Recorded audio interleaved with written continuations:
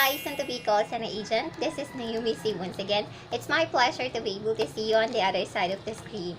So, some of you guys are also requesting topics about sales. So, that is actually part of the customer service role. So, sometimes you will be called as a sales representative, but sometimes it's a mixed or a combination of customer service associate and a sales associate as well. So, in this particular video, I'll be giving you tips and ways on how you can close a sale.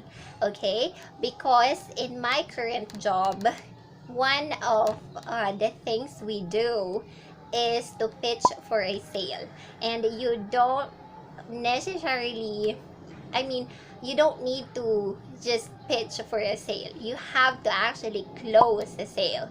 So, yes, I'll be sharing with you what ideas I could probably share with you guys and my experience as a sales representative as well.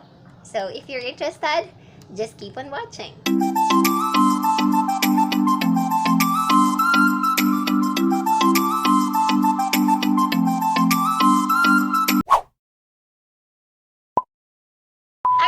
By the way, before we even dive into our main topic for today, I'd like to say sorry about the background noise. There is like construction going on out there, and also pardon if you won't be able to hear my voice clearly because I don't have lapel or microphone.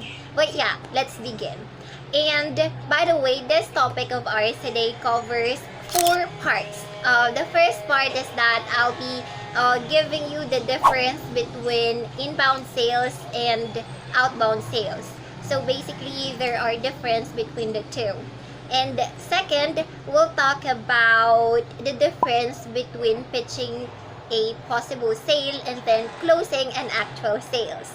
And then third is we'll talk about what are the advantages or what are the advantages that you will be able to get if you are a sales representative. And the last part is that, of course, as a sales agent, as a sales representative, that's part of my job. I will be telling you what are the ways in order for you to close a sale, and that is typically what I do personally.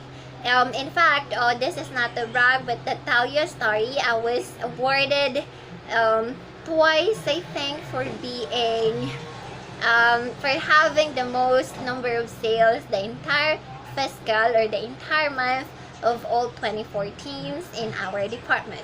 So yes, I'll be sharing with you probably what are my experiences with that. Okay, but yeah. Yes, ang dal-dal ko na naman. Yes, let's start with what's the difference between inbound sales and outbound sales. So as you would know, when we say inbound, it means that you are the ones, no, it's the customer who is going to contact you and talk to you. Typically, they're the ones who really needs to have service. Say for example, what you are selling is a telephone service. Say for example, you're selling telephone service or a telephone line or a home phone service, telepono. So if you are selling that and you are working in an inbound sales, that means a customer himself is the one who will contact you in order to buy the certain product. Now, that doesn't mean that when he called you, he is the one, or he'll be getting or he'll be buying that product. It typically depends on how you present the product and whatnot, okay? And also, when it comes to inbound sales, I believe it's way easier to close a sale because, of course, you already have your lead and you already have your prospect, and all you have to do is to have the idea or the knowledge about the product that you are selling in order to convince your prospective client, okay?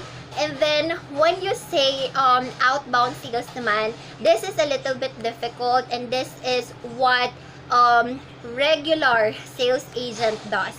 Me kasi, I'm a combination of billing agent as well as sales agent. So, it's a combination of customer service and sales na rin. Okay? So, typically, if you are a sales agent, what you will do is to call the customer itself. Like, you have certain leads, or like you possibly have the customer's name, the customer's identity, or the customer's phone number as well, and then you will do cold calling, if I'm not mistaken, or you will be doing what you call outbound call. So when you say outbound call, it is you, an agent, or the company you're working with, who is trying to call the customer.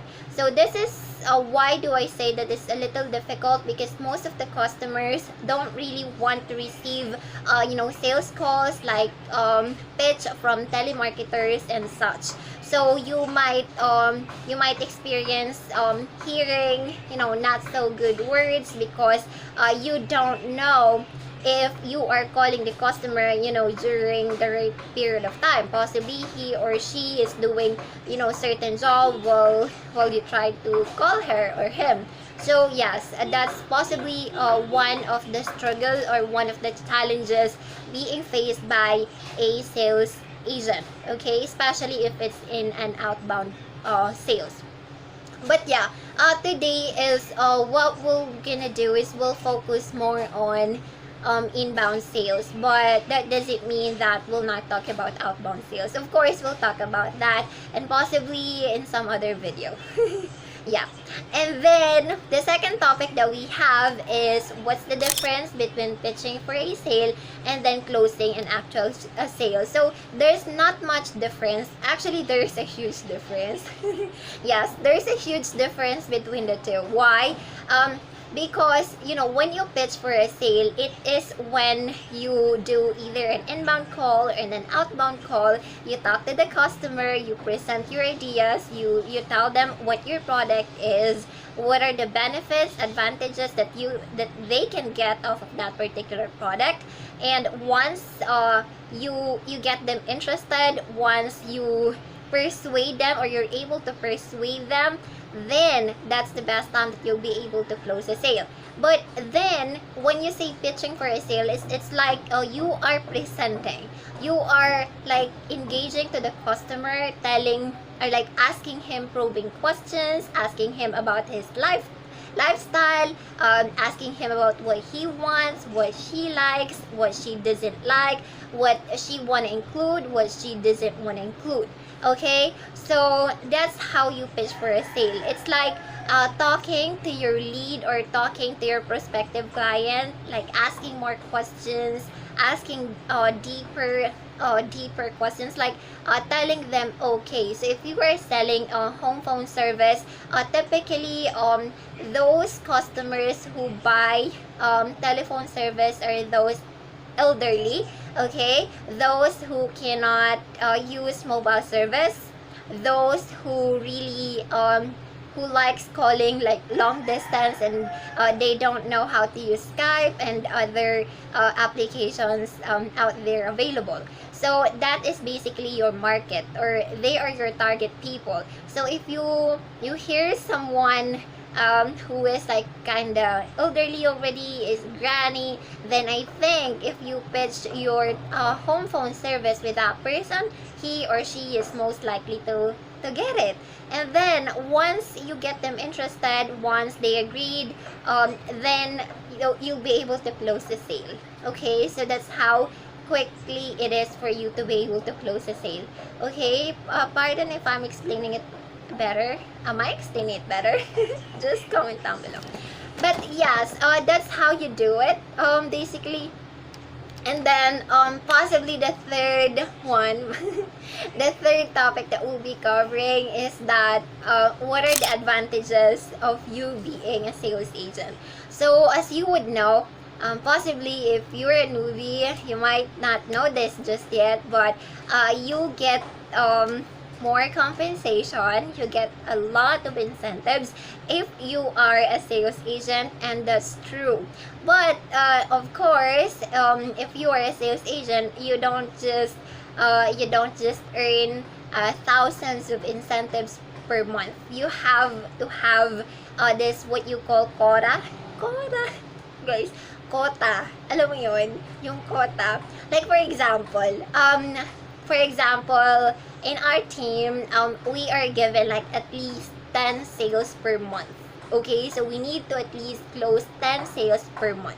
And if you are not able to close 10 sales per month, then you are not qualified to get the incentive. And apart from that, there are also certain criteria that you have to pass in order for you to get the incentive. So say for example, in my case, last fiscal or last month, I was able to close 20 sales. And in fact, I am one of the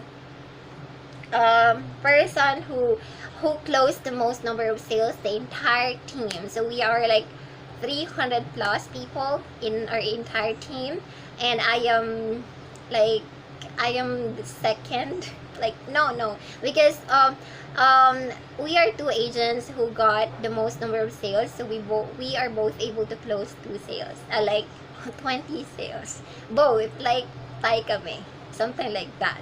But take note, I wasn't able to get my my incentive last fiscal or last month, even if I was able to like I was able to close that particular sale like twice more than what was needed, right? I wasn't able because I have high AHT, or average handling time. The average handling time that you need to have is at least 610 seconds, but me, in my case, I've got 636 seconds, I think. And then my first call resolution as well dropped. I don't know why. Typically, my first call resolution is like 88% to 93%. But last month, I was able to get only 85%. So the passing is 87, and I wasn't able to get that. And then my sentiment went down as well. Typically, my sentiment is like 15% higher, but last month it was only 5%. I don't know why. The only thing that's passing in my metric at that time was my surveys, like my net promoter score system that we call. So I passed there, and then the sales as well. So yes, what I'm trying to say is that it doesn't mean that you're able to close a sale, you'll be able to get the incentive. Actually, there's a reason why I am trying to look for that. I'm trying to close more and more sales that fiscal, because we were told that we will be earning like monetary, like cash. Yeah, I won't tell you how much would that be, but that's huge. That's like 5 digits. Yeah, I think. Yeah, it's free. Yeah. So yes, eager si ate. So I did not bother to think of my other metrics. So kind of sad about it. But yes, hopefully I'll be able to get that prize. Wish me. I wish. Sure. Okay. So yes, there's no edit with this so far then. Then that's it, guys. So now that you know what are the advantages of being a sales agent, that's actually one of the advantages most of the time. When you are a sales agent, you gotta get high paycheck per month compared to those regular people who are working in a customer service. Yeah. So yeah. So if you were interested to work as a sales agent, then why not? Alright, then of course, last topic is that we'll talk about my personal tips on how I was able to close like the most number of sales per fiscal. So I am just a newbie, and there are a whole lot of tenured agents out there, but they're not able to close as many sales as I do per month. And here's my secret. Secret number 1 is I always listen to my customers' needs. So I don't just tell them na, okay, this is the best product that we have for you. Okay, so this is the best, it got everything, this and that, this and that. So no, I let them decide, because I always tell them, okay, you're the owner of this account, you're the boss in this account, you tell me what you want and I surely will follow it. And then I'll dig deeper. I'll ask more questions. So what do you want, Mr. Customer? Say for example, earlier my example was a telephone service. Let's take a look in, say for example, or I'll be closing a sale for cable. Okay, so Mr. Customer, what do you want? What channels do you enjoy watching the most? Or what channel is it that you really would like to watch? Something like that, because I'll be checking if that particular channel is available in our current package at the moment, because if it is, then that is the package I'll be offering you. And then they'll be interested in telling you what they want, and then they'll tell you certain stories, something like that. Okay, so my son enjoys watching this, my granddaughters come here during afternoon, they enjoy watching Disney channels and such. Okay, so now that I know what they wanted to have, what they want to watch, is then I'll go to the list of products that we have available, and then I'll offer them the best package I think that they can get, wherein they'll be able to utilize what they really wanted to have, right?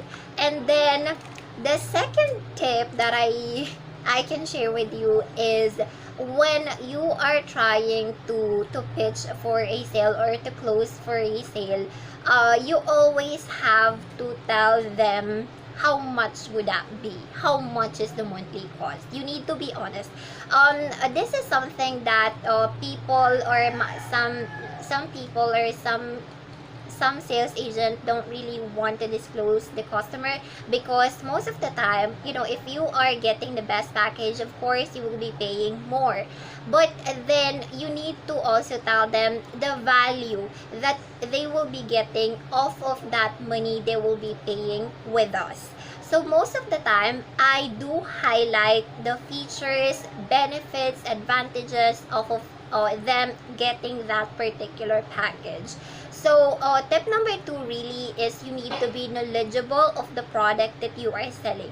Because if you are not knowledgeable, and that your customer has more questions before he or she can get that particular package, and then you don't have that much idea on the product that you are trying to sell, then you're most likely not gonna earn the trust of the customer. He or she will most likely decline your offer, no matter how good the deal is.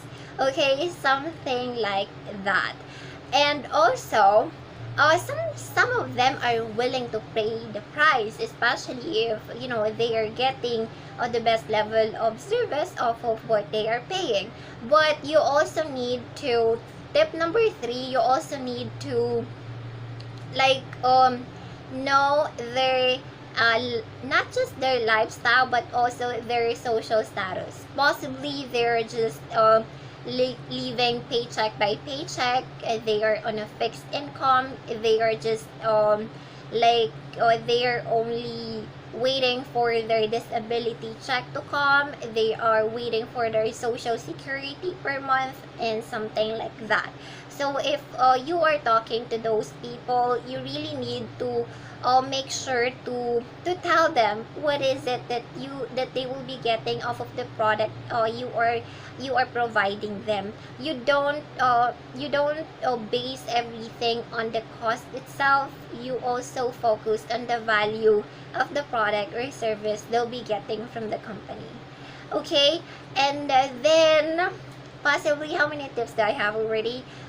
Possibly a 4th tip that I can give you in trying to close a sale is, you need to always smile when you speak. I know for sure you might disagree with this, because why would I smile? No one, or the customer won't be able to like see me in person. But yeah, it actually matters. Why? Because you sound more genuine, you sound exciting when you're smiling. And so yes, most of the time I do smile, I do laugh with them, and make them bola. Charot lang.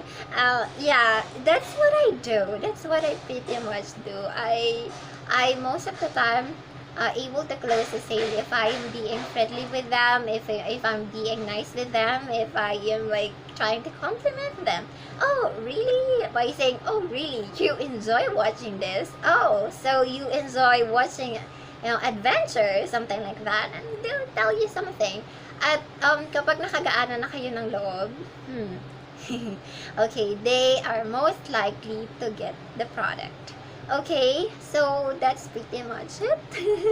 I hope you're able to learn something out of this video. If you are able, then please like this video. Share this video to everyone. Like, share, subscribe. And if you want me to create more videos about sales, please feel free to comment down below, because I'll definitely create videos for each of those. Okay? And so yes, this is Nayumi Cee once again, wishing you a happy day today. God bless you and stay safe, and hope you can get more sales as well. Bye!